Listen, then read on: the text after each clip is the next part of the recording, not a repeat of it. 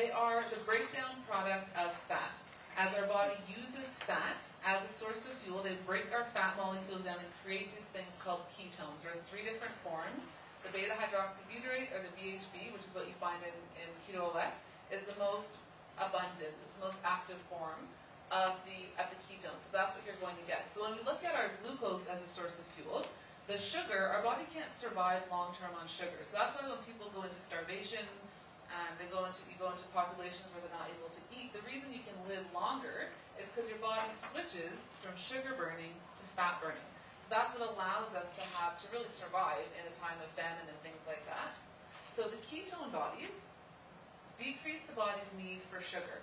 We're a sugar society, we use a lot of sugar, our bodies are carb adapted, and so what we're trying to do is move them over to becoming fat adapted. Our bodies are really good at using sugar. It's easy, it's in everything, we eat a lot of it. So we're really trying to switch our bodies over to learn how to use a different source of fuel. And what we're finding is that the body can actually produce more ATP, or energy, that's our energy source, can produce more energy from ketones than it can from glucose. And that's why when people start to take the product, they'll say that they feel this really big surge of energy, this really nice, consistent, they're not getting that dip in the middle of the day. They get a nice, steady energy throughout the day. And that's because when we're using sugar, you intake your sugar, you get a nice spike in your blood sugar, your body uses it all, and you crash. So you need some more sugar or coffee or caffeine. You spike and then crash. So you're kind of doing this all day. So what you're wanting is that consistent energy. So that using those extra fat, having the extra fat in the diet, the ketones allow for that. Is anyone familiar with epigenetics? What that is? So epigenetics, it's a study. So everybody generally thinks if it's in your genes, you are destined for that outcome. So, your mother had heart disease, cancer, diabetes. If you have a gene that says you're predisposed to it, then you think that's it, it's done, I'm going to have that condition. That's actually not true. Epigenetics is a study looking at environmental factors that impact how our genes are expressed.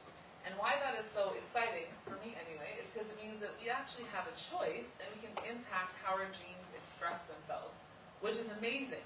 So even though you have a family history of something, does not mean that you are destined to have that outcome. So you have a choice to make to try and impact how their genes in your body express themselves. It's a very fascinating field of science.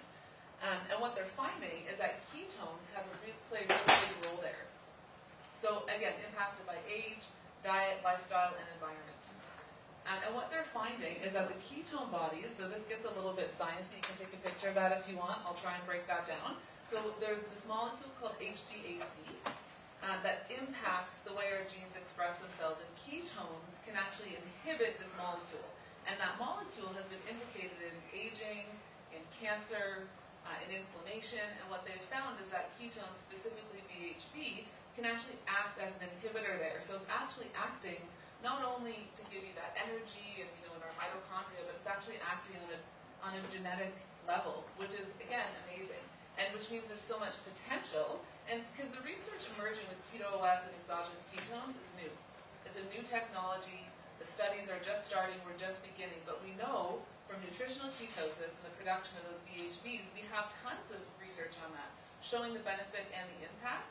So there's so much opportunity, so much to learn now that we have the ability to put those in our body, not just from the weight loss standpoint, which is what a lot of people want them for. We now have this ability and this amazing tool to potentially impact on the same level from taking the product orally, which again is amazing. So there's another anti-aging component here.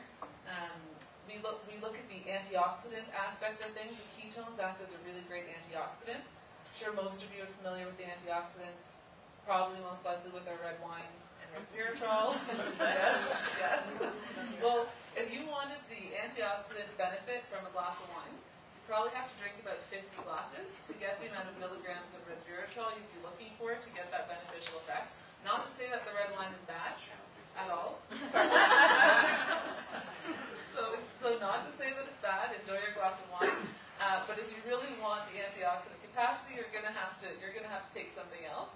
And what they have found is that the ketones are really powerful antioxidants.